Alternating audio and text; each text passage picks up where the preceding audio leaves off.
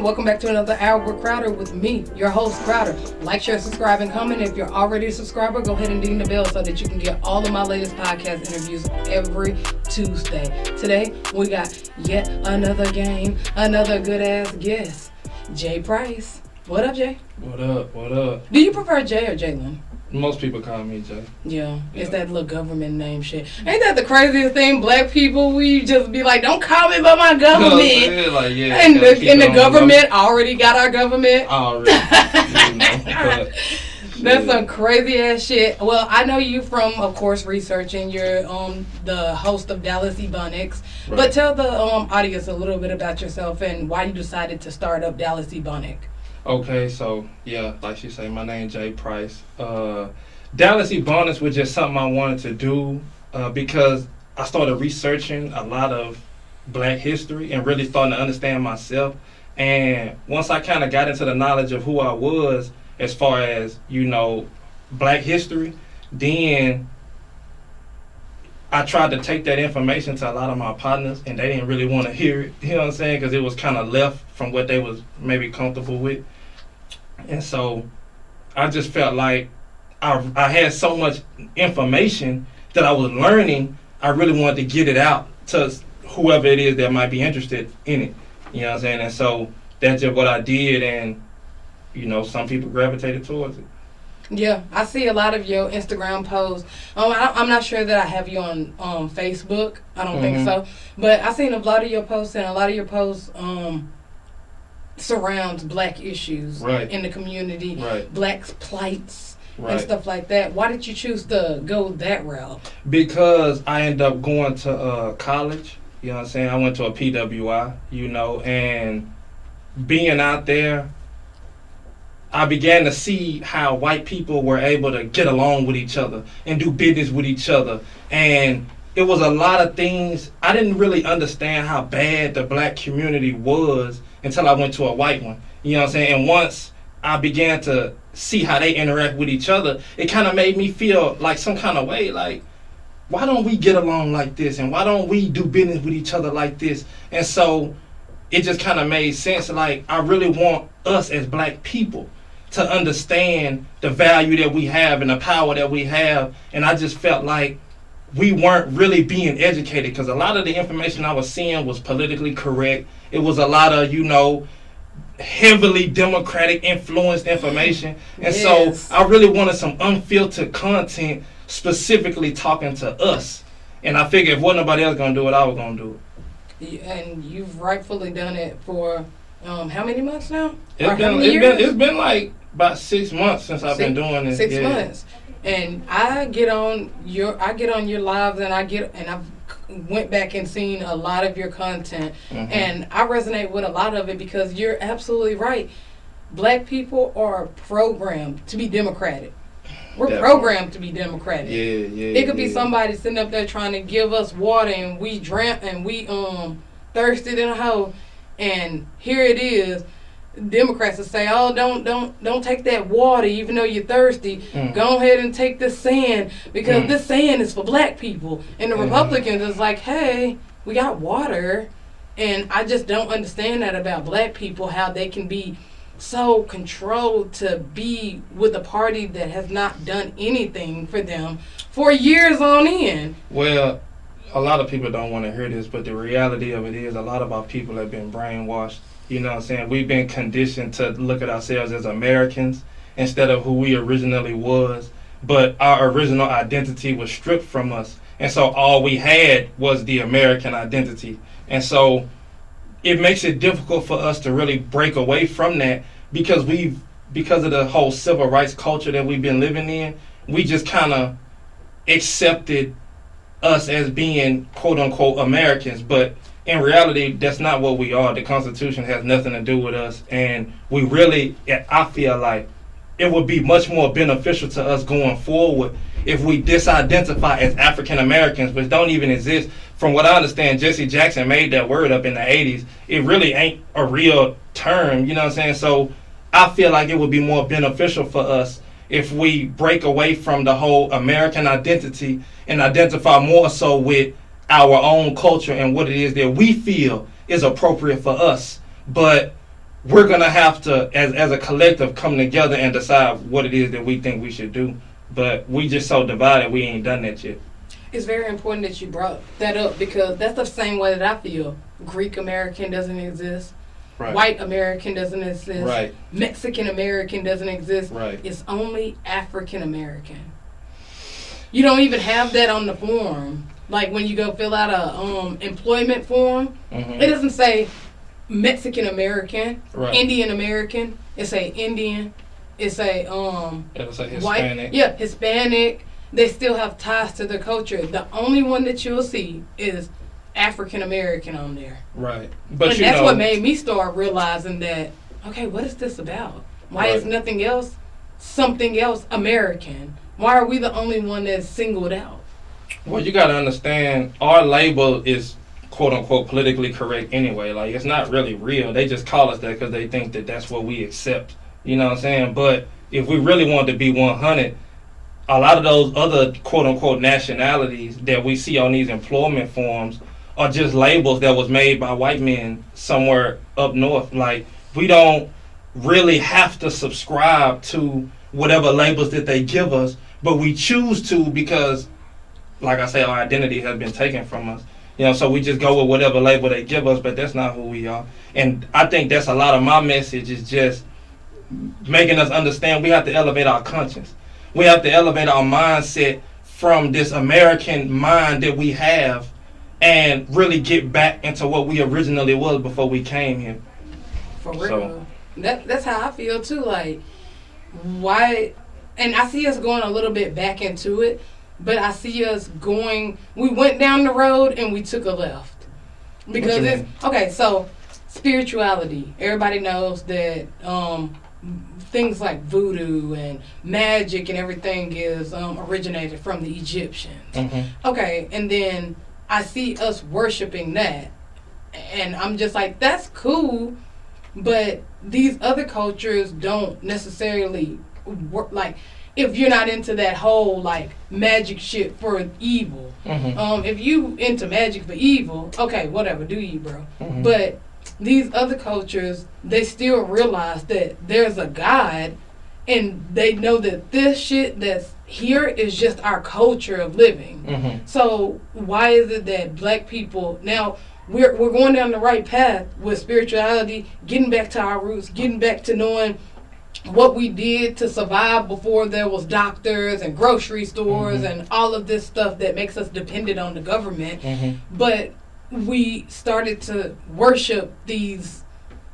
deities and all of this other stuff.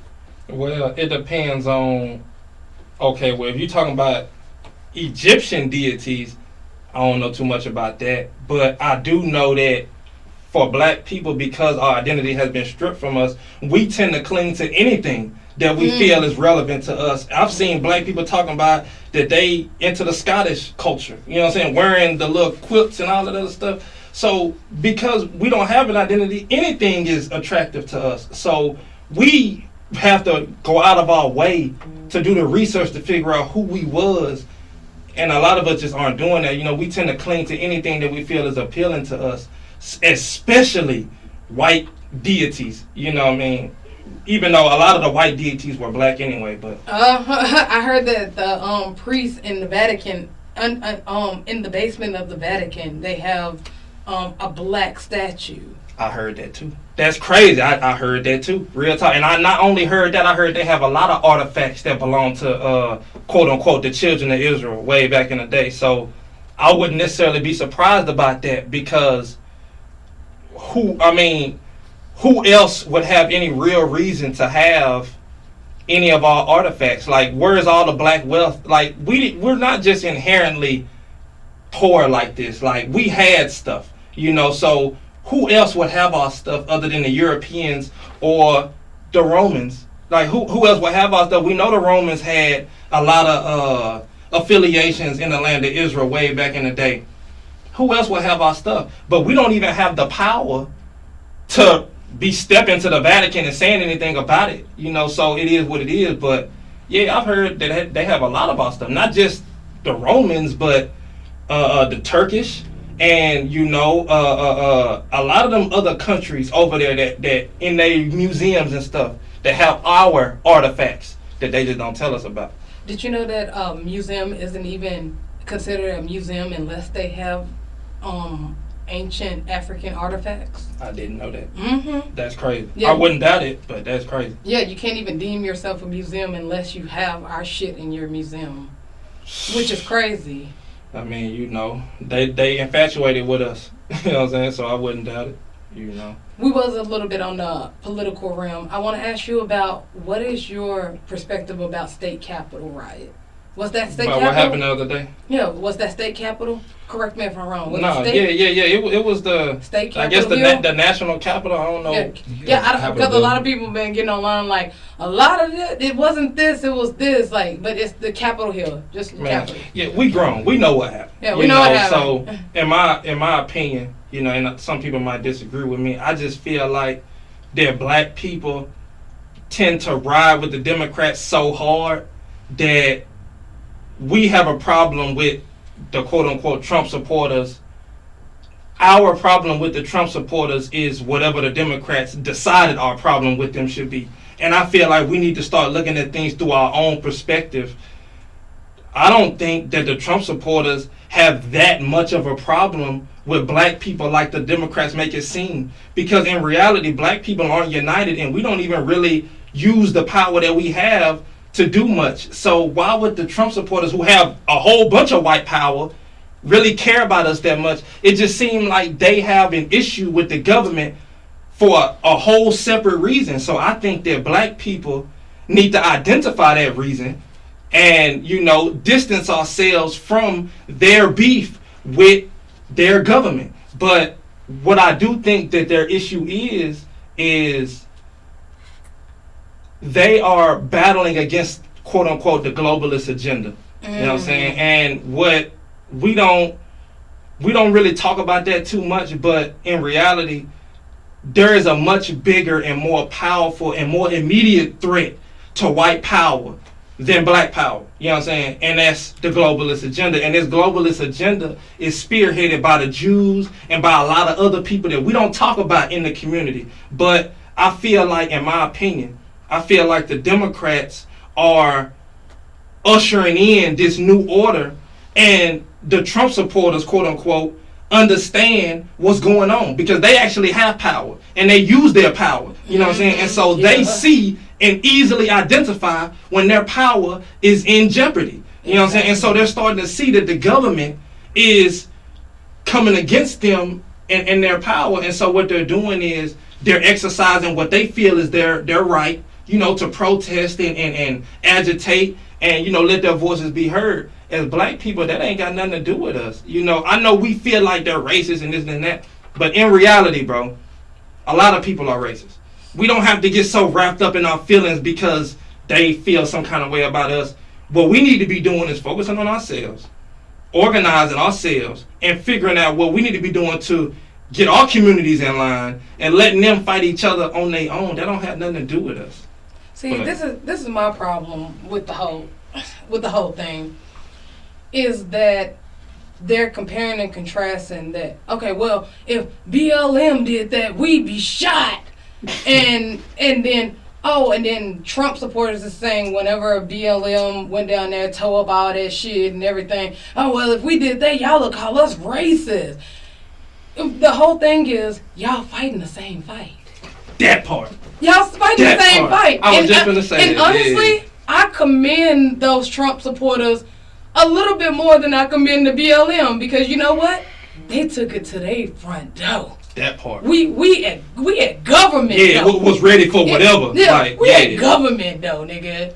We ain't tearing up people's shit that worked hard for that shit downtown. We at your door. We know that these people in downtown and people in their houses ain't got nothing to do with what the government is doing. So where we gonna go? We gonna go to government though. Well, I mean, we gonna go to the Capitol Hill. But it makes sense for the Trump supporters to do that because all of their people own all the businesses downtown, so they don't want to fuck up their own people. And that's what I don't understand why. And let's not act like both parties didn't get infiltrated.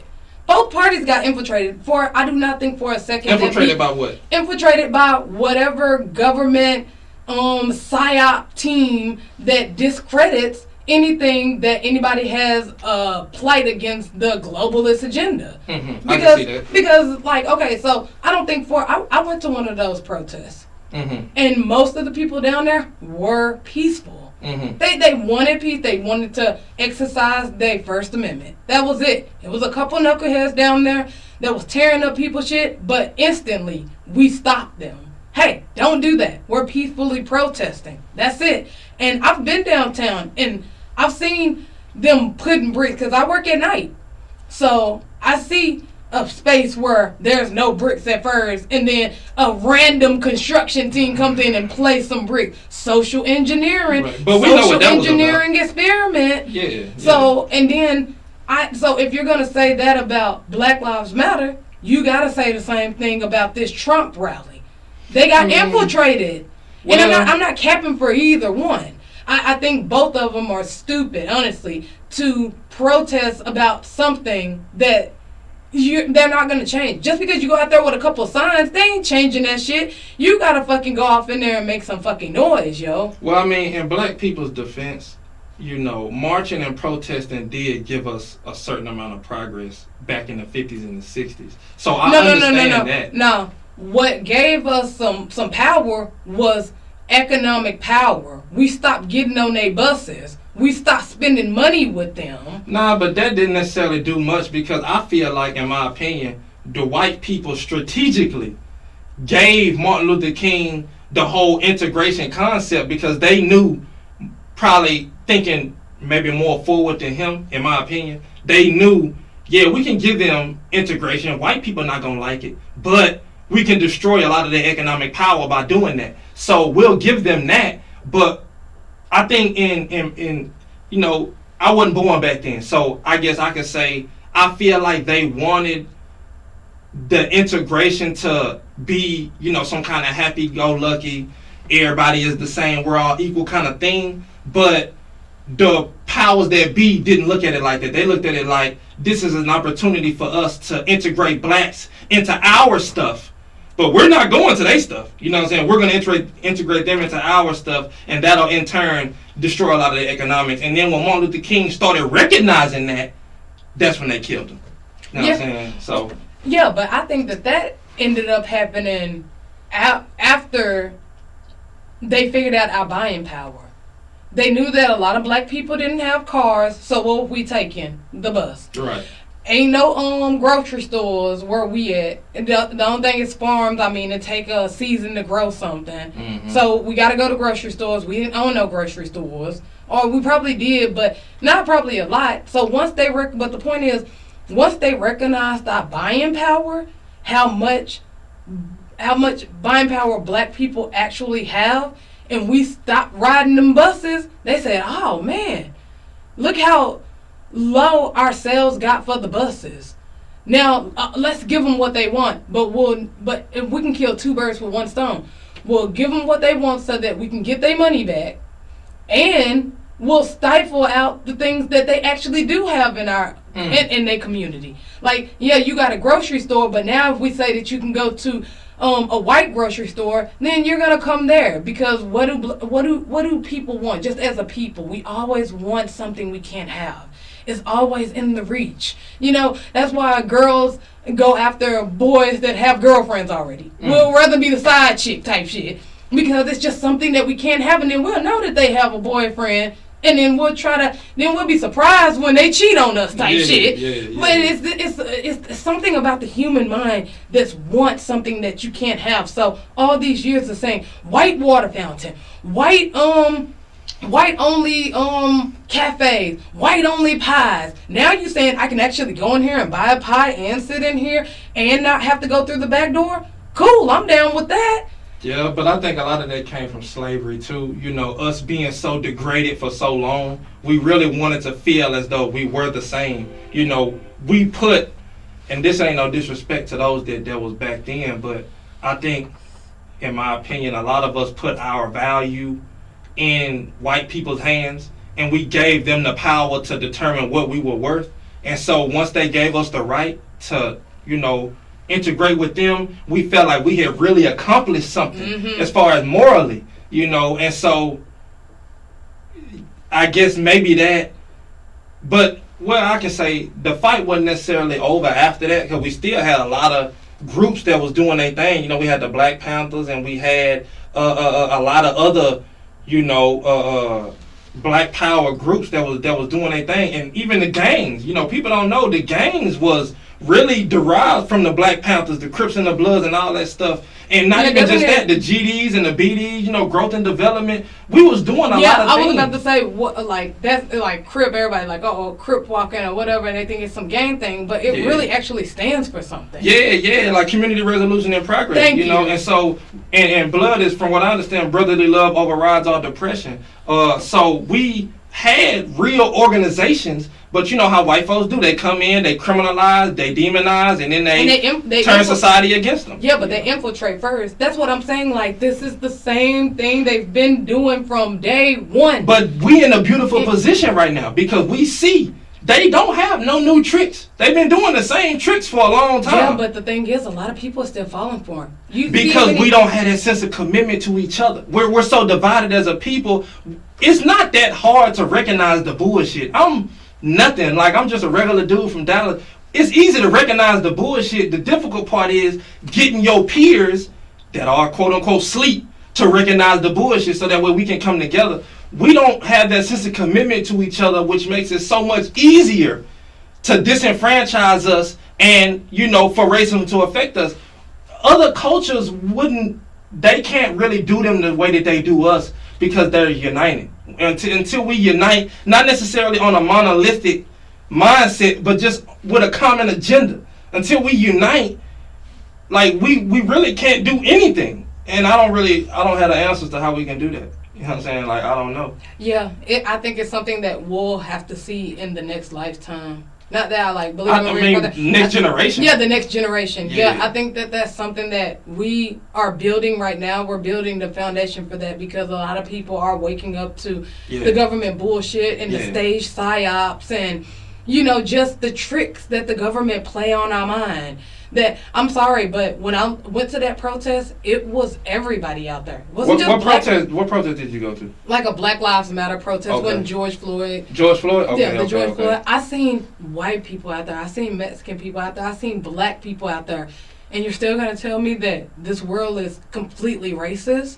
I don't buy that, bro. Nah, but we gotta keep it 100. We gotta keep it 100 because we don't understand. We don't understand what's going on. Yeah, the white people come out there. We understand their intentions are great. You like black people, you want to... Okay, that's great. But we don't get how the government has strategically figured out how to manage the protest. They know it's not... See, back in the 50s and the 60s, it was nothing but black people. You saw on camera black folks getting beaten and hosed down. So it was no denying what was going on. But now, with all these different nationalities out there, a white woman will burn down a Wendy's and we get the blame because the protest is about us. You know what I'm saying? And once any kind of violence happens, then they understand. We got to understand, once any type of violence occurs, the protest is automatically deemed a riot by the police. And they can do any and everything they want to shut the shit down. The protests and the marching is great if this was 1965. Yeah. In 2021, we need a new plan. You know what I'm saying? Because the government has figured out how to combat that already. We're going to have to do something else.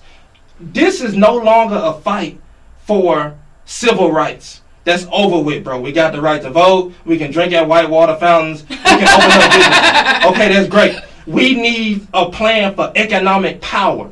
If y'all want to just be comfortable, that's cool.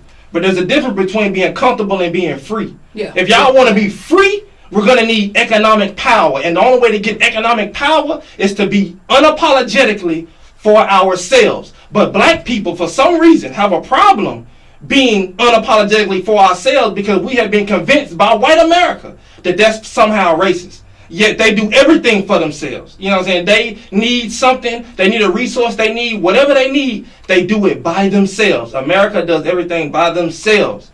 Once we can disidentify as Americans and realize we are our own individual nation, we are the children of captured slaves and nothing more, nothing less, and that's how they see us. That's how the government sees us. We are a liability.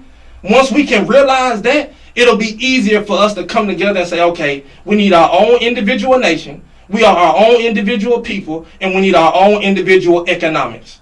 But we can't do that looking at ourselves as though we're Americans. We keep giving our money to this system instead of giving our money to ourselves. And I think they did that on purpose. Of course they did that on purpose because they realized a long time ago, like we went back to the whole Martin Luther King thing. Mm-hmm. They realized a long time ago our buying power. Right. That black people will spend anything and everything to be at this upper echelon level and to fit in. Because like you said in the beginning, I don't know if you said this on air or off air, but we don't have any culture to identify with that stripped us. So we're looking for any and every outlet to belong. Right. Because we don't know our culture, we're not comfortable where we're at. So we're holding on to this and that, and that's why you got so many black people that are either Christians or spirituality or Buddhism or Hinduism because we don't even know our own damn culture. Right. So we cling on to whatever the fuck. And they realized that a long time ago, so they know our buying power. So once they figured out that we have a big buying power, then they just cut it off. They divided us so that we'll never be able to come together and say, hey, we should do something together instead of spending our money with all these other people that tell us to take our backpack off in the fucking store. Yeah, all that. Yeah. And that's why, in my personal opinion, a lot of people ain't gonna like this, but in my personal opinion, I felt like the Republicans were better for black people than Democrats because the Republicans have this do for self mindset. I'm not doing shit for y'all. You know what I'm saying? If you want something, do it for your fucking self. Because we don't care about y'all.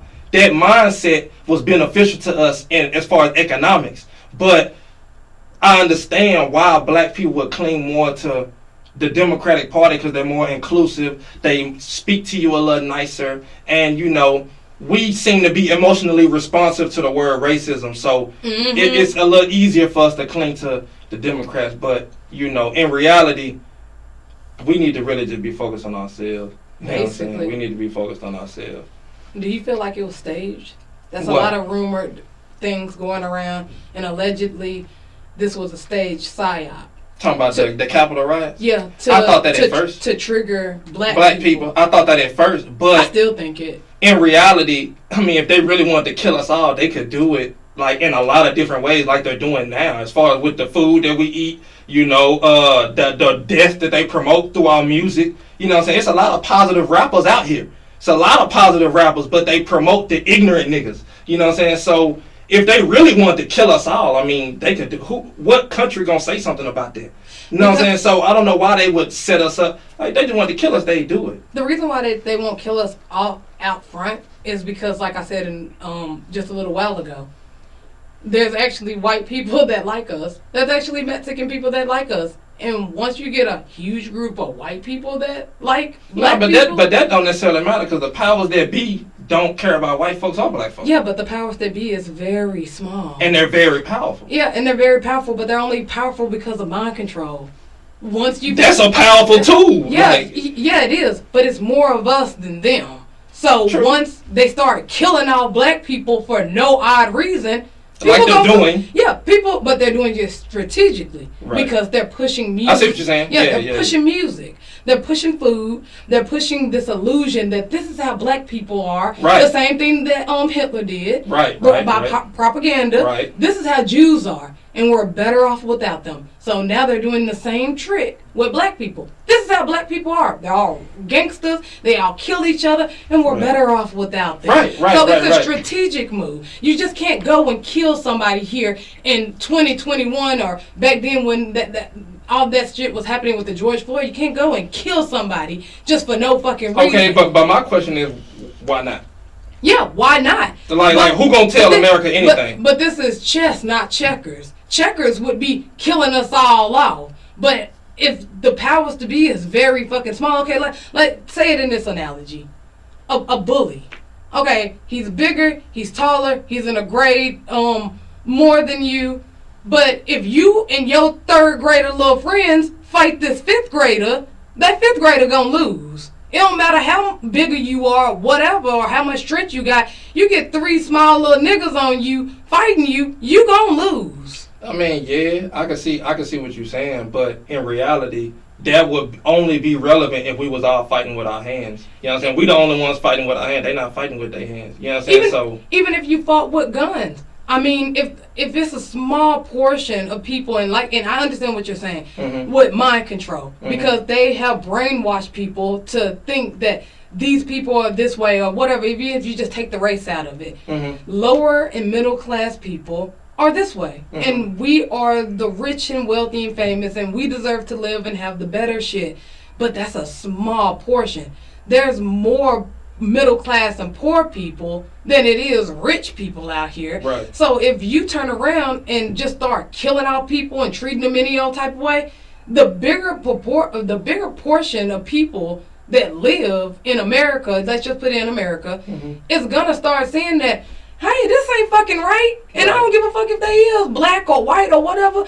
You just killing people to kill people. Fuck that. You ready to fight? Yeah, I'm ready to fight, and they're gonna fight them, and they're gonna lose.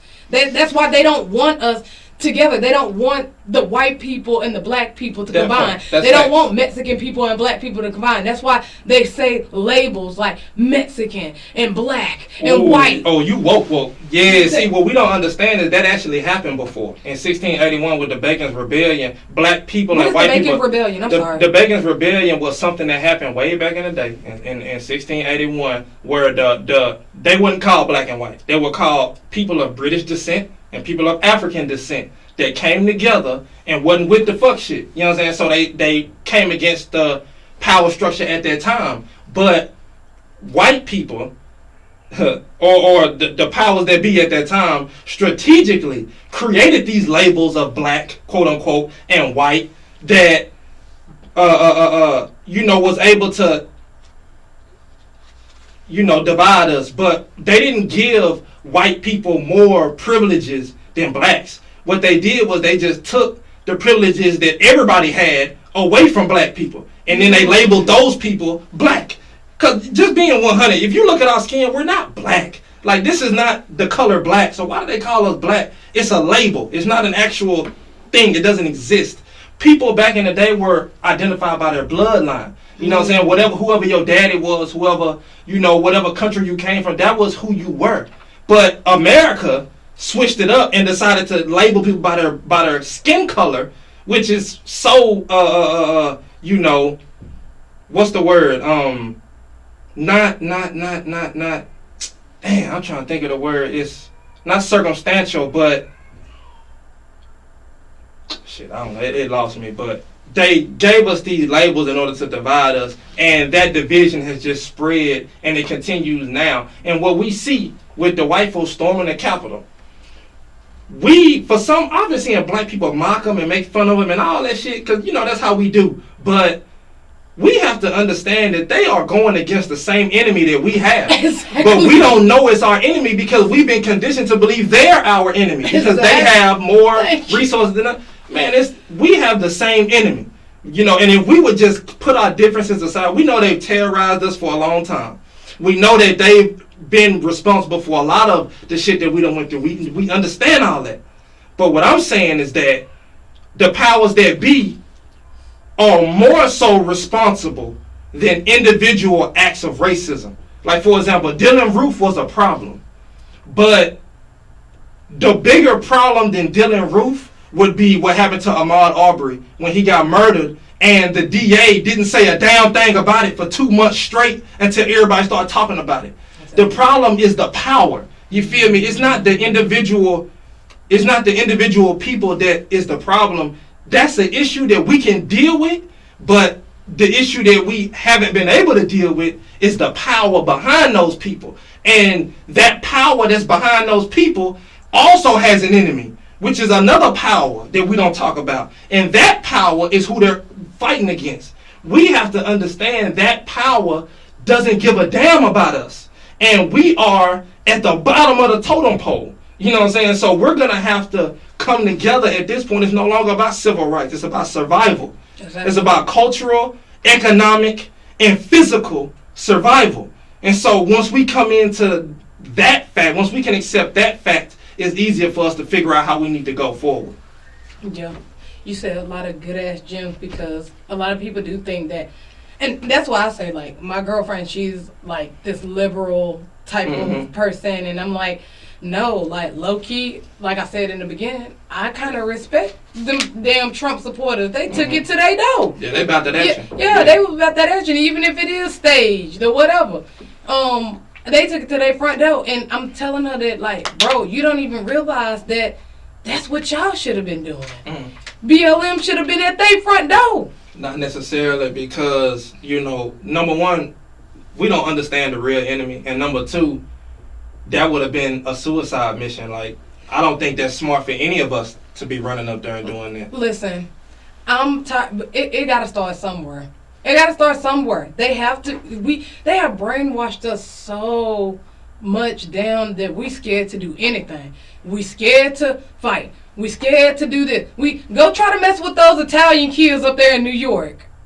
I bet you be dead tomorrow. Yeah, they got their peoples with them. Why is it that black people is the only ones that you can do something to us and you can get away scot fucking free, whether it's, you know, on a civil level or a political level or a police level? We are the only people that don't do shit when we get wrong. Okay, the only thing we do is just go protest and do picket signs. If I punch you in your eye right now, you're gonna hold up a picket sign outside my house? No. Or you're gonna hit me back? It's on. That's what we gotta do. We have to start fucking fighting back. Yeah, but you gotta understand.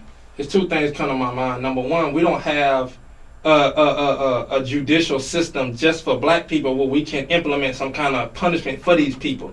Everything that happens to us, we beg the American government to punish them, and the American government is behind it, and we don't get that. That's number one. And number two, you got to understand the nature of us. We're not violent people. We don't produce any guns. We don't produce any bullets. We don't make swords. We don't make none of that shit. We're not violent people by nature. We're loving and caring people by nature. I know rap music give us a different persona, but in real life, we're forgiving, loving people. And so we don't really have it in us to just go at these people the same way they come at us. That's not who we are. But what I'm saying, it don't have to be who we are. There are so many other ways we can fight. For example, and I talk about this, we don't understand the power that we have. We have economic power. And how do we have economic power? Everything in this room right now was made, designed, and distributed by somebody that wasn't black. These mics, this table, these paper cups, this phone, all of this stuff was made by somebody else. And so if black people came together and said, we're not, and all of this is, you know, really dependent on our unity.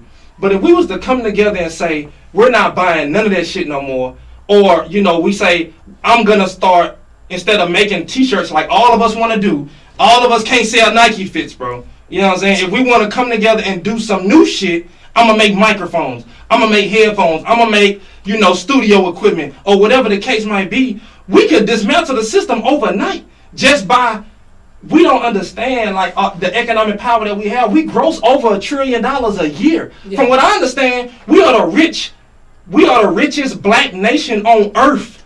We are the only black nation that has the power to save itself. You know what I'm saying? But we don't have that sense of commitment to each other. And so if we had that, and we was able to use our economic power to benefit us, then the system disenfranchising us wouldn't necessarily matter as much, because we know we can survive on our own. We have our own grocery stores. We have our own, you know, corner stores. We have our own everything. And shout out to Master P, because Master P been doing a lot of that. Yes. Branding different items and the Mexicans been doing this. The Mexicans have a Mexican version of everything white. Yeah, you know what I'm saying? But we need to get into that too. All that. Rio Grande. All that. We need to get into that. For them. And even if their grocery store is owned by white people, they have Mexican products all in that shit. We open up a corner store and it's full of white products. We need black products in our shit so that way we can empower ourselves. That's economic power. How else do we have power? We have genetic power. What does that mean? We can annihilate the white race just within between our legs. You know what I'm saying? If I have a baby with a black woman, the baby is black.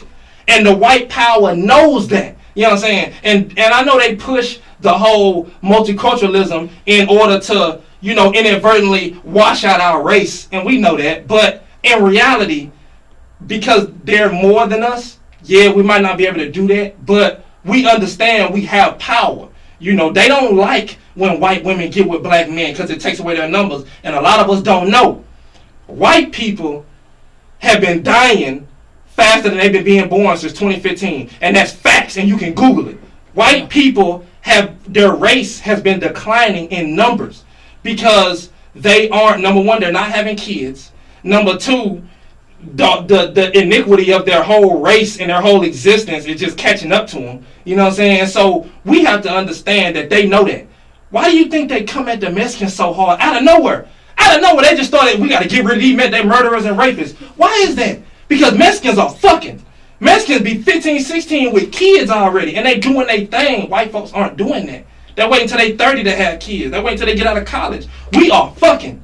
And they know that's why they push birth control on us so bad. You know what I'm saying? And abortion clinics. All that. Yeah, that's real. You know what I'm saying? I'll talk about that on my podcast too. But what I'm saying, we have genetic power. You know what I'm saying? And they know that our genetics are dominant. Their race is recessive. They know that. And that's another reason, and just to piggyback off of what you were saying, that's another reason why white women, and I could show a link or some shit like that, but it was this guy that was interviewing white women, asking them who would you pick, white men to go out with or black men, and one of the white women said a black man, and he said why, and he said she said because I want my kids to survive. I understand that. And that's because, like you said, we have this genetic makeup because I don't know, that's probably a little bit too deep, but this sun charges us up and it kills them. You ain't lying. That's what the fuck sunburn is. Why you think what is it, Tel Aviv that has the highest rate of skin cancer in the world? Yeah. They skin can't handle that sun. Yeah, and that's why I get so agged when they project white people as Egyptians. Nigga, the sun is 50,000 degrees over there. You was not the fuck over there. You would be red as shit. You would not be copper color over there. You have to have melanin to stay over there. The sun is 50,000 degrees over there. We think it's hot in Texas? Oh, take your ass over to Egypt. Yeah. That's a different type of fucking hot over there, nigga. Like, bro, no, you was not the fuck over there. But back to what I was saying, they get with black men because then you have melanin in your skin. Your kids have melanin in your skin. Okay, so if, say, Rothschild, his daughter, go and get with a black man, then now that baby has melanin in his skin. Right. So now, you got black in it, but they're only using the melanin to keep their legacy alive because, like you're saying, white people are dying out. Right. Their dreams alone cannot survive here. Right. For long. They need to co-opt some type of melanin in their skin to keep their legacy alive. So what they do is go to black men, have a baby. Now that child is mixed 50-50. Then maybe that mixed kid go and get with another black person. Now that's 25. Now that's 25-75. And then that kind of mixed kid gets with a white woman. Now we back in business, baby. Because now I got some melanin. I got enough to keep the legacy. Yeah. Now that mixed kid get with a white woman, and then it just keeps going because now you only need a little bit of melanin DNA for you to keep the bloodline going. So that's one of the reasons that they kind of get with black men to keep the legacy going because they need the fucking melanin. They need that gene of melanated blackness in them to keep their legacy alive because white people are dying. And that's no offense to white people at all. My girlfriend's white, but she understands that the gene line of white people are not as strong as black people. That's why when black people get with white people, the predominant features of black people come out. They have darker color skin. Their hair is curly. They have the big noses, the full lips. A lot of their features don't come out. Right. Yeah, that's true. But I don't know if oh, we getting real black. I'm gonna get shut down for this shit. I don't know if white folks don't necessarily want to do that. I mean, maybe so. You know what I'm saying? But I'm telling you, that's a risk you taking. Because what if that half black child identify more with his blackness? Now you over with. You know what I'm saying? So I mean, that's a hell of a risk. Yeah, but still, the name, we identify you from your name. Yeah. So now we know that that's what it is, and you already see they push the multicultural, and then black men go around. I want a foreign chick, a foreign girl. That comes from self-hate too. Yeah. That comes from self-hate too. Yeah. And I ain't gonna lie. But they push that on us. Yeah. So now it's not really a risk. Because we know that we done already pushed our ideology on you, so we know black man or mixed kid, you gonna go have you gonna go get you a white girl, you gonna go get you a white girl, but sooner or later, you or your kids kids, and we gonna be back in motherfucking business once again. Shit, they know what they doing. It's so fucking deep, bro, and I'm not necessarily like against multicultural or mixed kids or anything like that, but like you said, a lot of that is that ideology of them pushing us all the way from house niggas. They treat the house nigga better than the slave nigga. But what was the house niggas? A motherfucking bloodline of the owner raping slaves and then bringing them in the house because their heart couldn't really kind of take the fact that their kid is out there fucking picking cotton in the hot ass sun. So we bring them in the house, and now you still a slave because you have melanin in you. So I can't really make you a free man, but we're going to treat you a little bit better, and you can sleep in here. You can sleep out there, but you're going to work in here in the air condition, and, just give us our place. But at least you're not picking cotton. Yeah. And, I think it's a big misconception on mixed people. My daughter mixed, with Mexican. And I think that, they treated some of the, the mixed slaves a little bit better, but let's keep it 100. From what I understand, Frederick Douglass was mixed, too. You know what I'm saying? That's what I heard, that he was mixed. You know what I'm saying? So, and it's a lot of other, he was called nigga just like the rest of us. You know what I'm saying? Like, he was told he couldn't read just like the rest of us.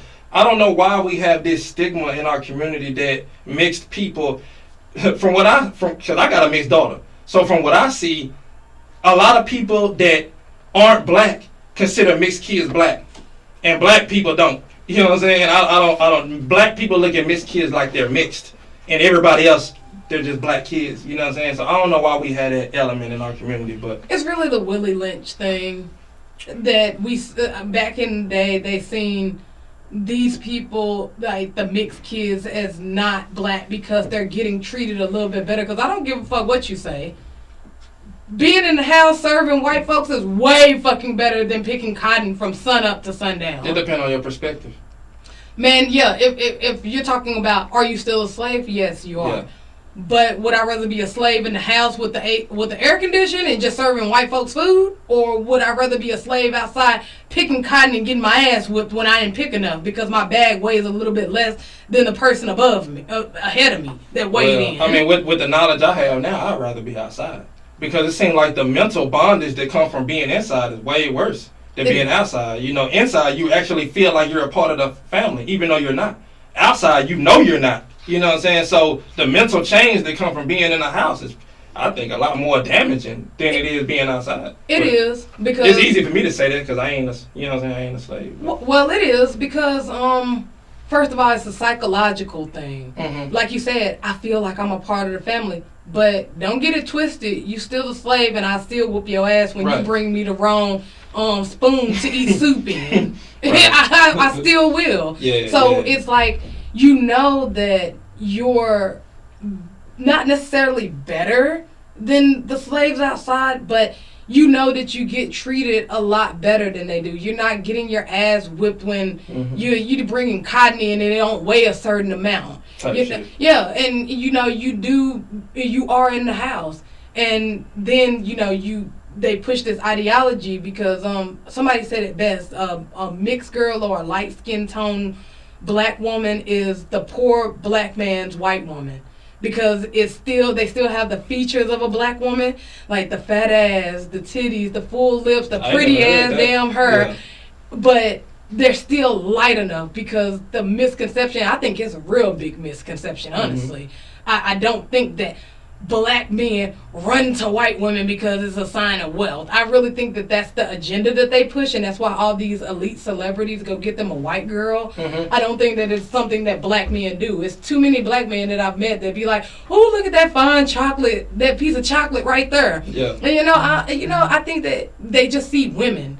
I don't think that black men say, oh yeah, I want this tone and this tone. Like, yeah, it happens, but is that the majority? I don't think so. I mean, I don't know. I love black women. And I don't really care for, I don't know about nobody, I don't really care for the light skin or the black skin. Like, it doesn't matter. Exactly. You know what I'm saying? Like, black is black. You feel me? It's more so the essence for me that I like, more so than just the image of the black woman. I like what the black woman is and what she represents and what she brings to the table as far as mentally. Black women, especially the ones that's from the hood, they just got a sense of strength and a sense of resilience that other women don't have. And you don't realize that until you get with a woman that's not black and you see what she lacks that your mama had. You know what I'm saying? You realize, like, that's something I wish I had. That's something I want. But you don't want to leave your woman, because she's not black, so you just thug it out. You know what I'm saying? Especially when you come to the consciousness. Real shit.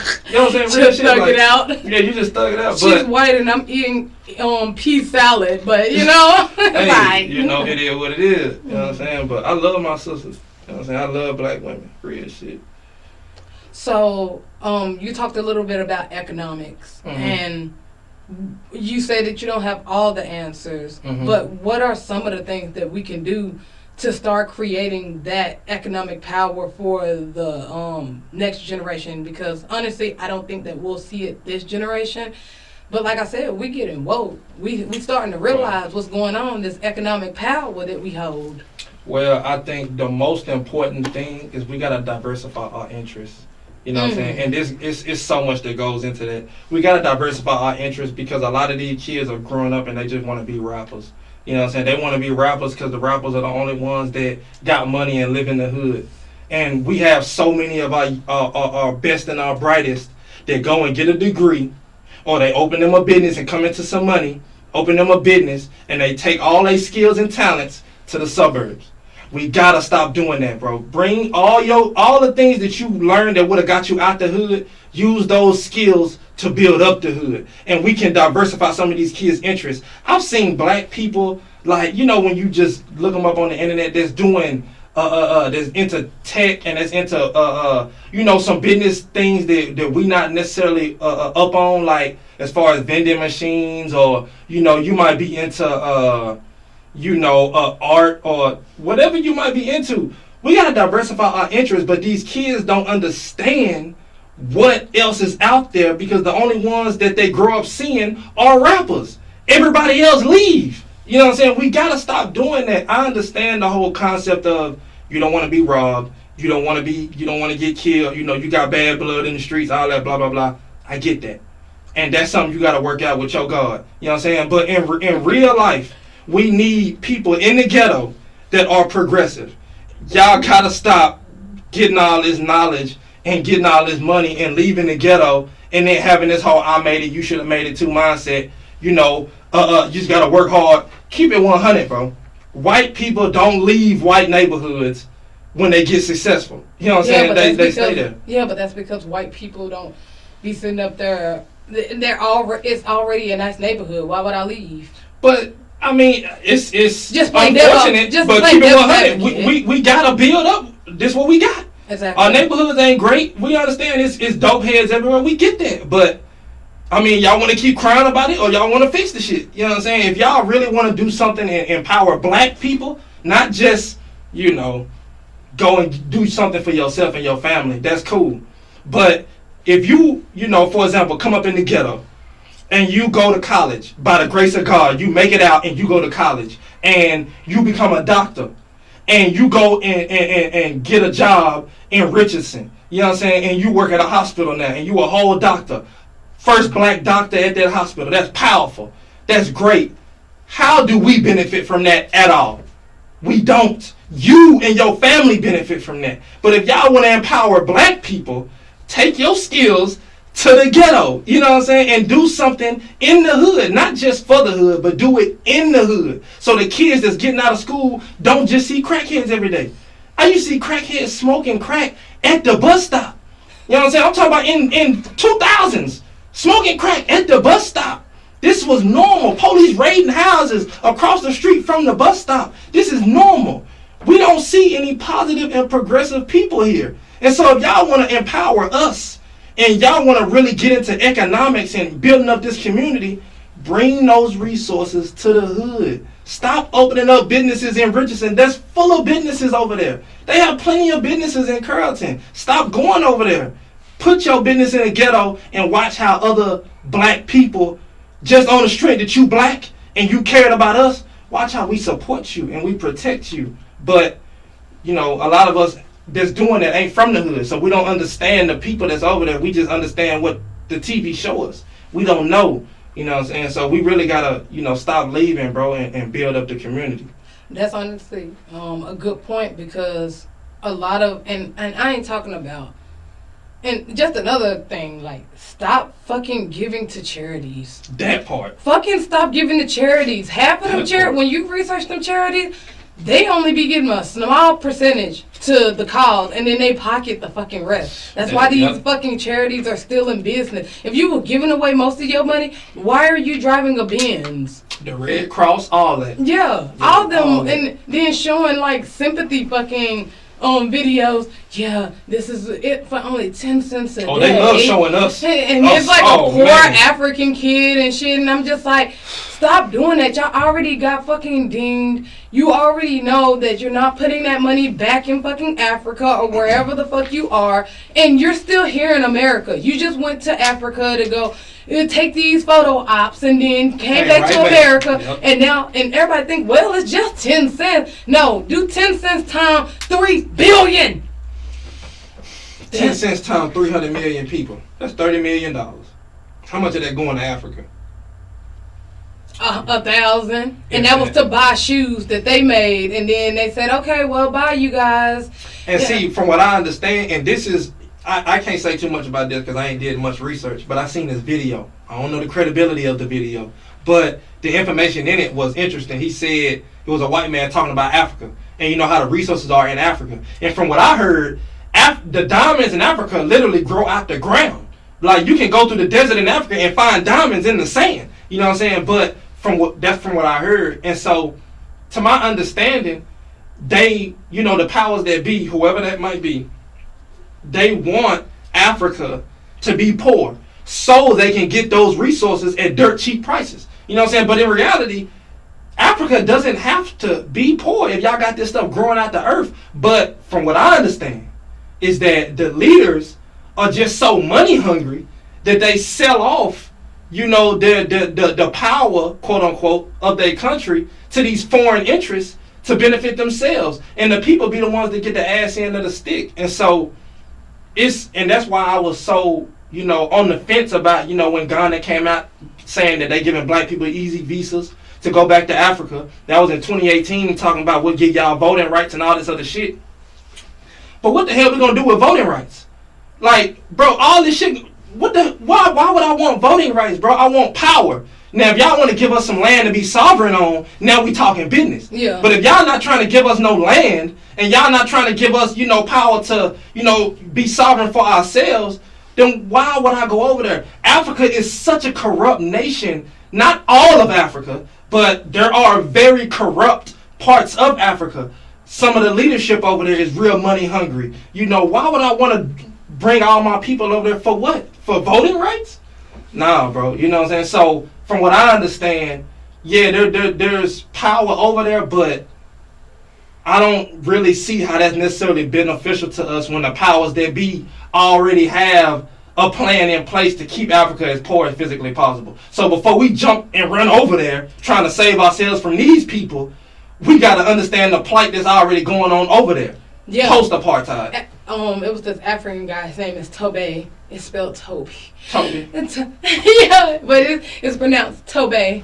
Toby. Yeah, exactly. That's the first thing I fucking thought. I was like, so they got you. What's your name, boy? Yeah, I was like, oh my God, yeah, but I didn't even go there with him. But I was like, okay. And he was like, the things that y'all complain about over here, like, that's didn't already happened years back. Like, y'all talking about, corrupt, government. Shit, that shit been going on over here. That's why we came over here. Because y'all a step the fucking up behind. But I don't like that shit. I don't like when Africans comment on our situation over here, because you got to understand, number one, we've been over here 400 years. Y'all ain't said a damn thing about us. That's the first thing. None of y'all governments have spoken up about us until 2018. So I don't want to hear shit on that particular aspect. But what I am saying is that the Africans are united.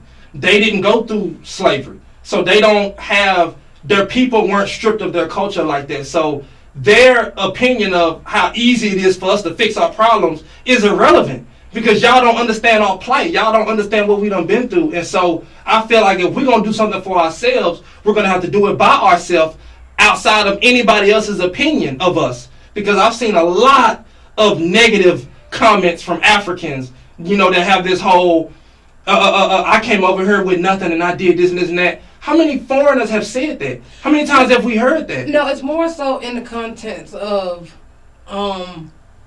you guys are a step behind. Like, what you mean? They're what you guys' country is doing, America. Africa has already done that to us 10 times over, 10 years before y'all. They're learning from us. Well, I would need to know what exactly, what aspects is he specifically talking about? Like just corrupt government, the behind the scenes things, working with foreign countries and getting money from foreign countries to push an agenda. Right. That's true. That shit has already happened 10 times fold, 10 years before y'all. Right. And that's why every country or people, foreigners, are trying to come over here, because we're actually 10 steps behind in the corrupt corporation shit.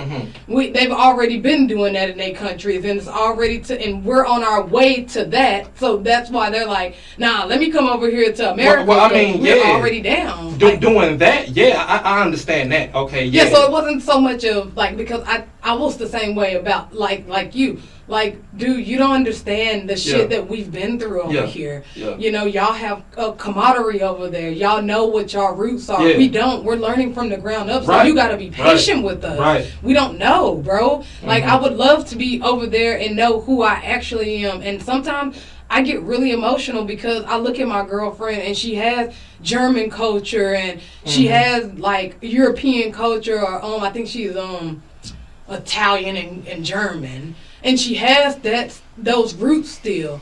And, she knows that shit about herself. She knows her bloodline. And I'm just willy-nilly out in the motherfucking wind. I don't know anything about myself except for my grandmama. And that's only on my mama's side. I don't even know the people on my daddy's side. Yeah, I ain't never met my daddy in my life. I have no idea who he is. So, yeah, I understand that. But in reality, and we ain't got to get too deep into this, but in reality, it's not really that hard to figure out from where you came. You really just gotta know where to look. You know what I'm saying? We don't really know where to start when it comes to our history, because so much of it has been whitewashed and erased. Exactly. But once you really dig and you find something, anything, you'll take that and it'll be able to help you. It's kind of like a puzzle.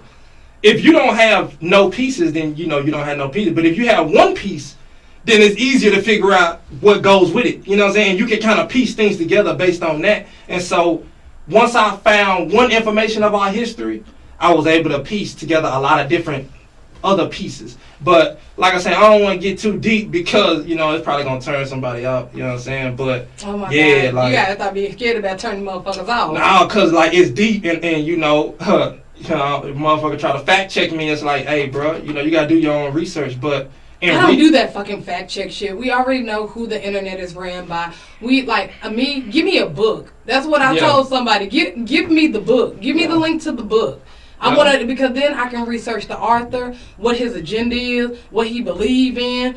You can't do that internet shit. I can go on Wikipedia right now and write a whole false perception about myself, and they'll put it on there. Yeah, real shit. I can say an Albert Crowder and my brother is Tyrese Gibson, and I was born in California. And motherfuckers will look at that shit and say, damn, but don't you live in Texas? Like, you can write anything on the internet. And then people take that shit, and they take that shit for the Bible. Yeah, real shit. Shit off of the internet. People, my girl does so much to me.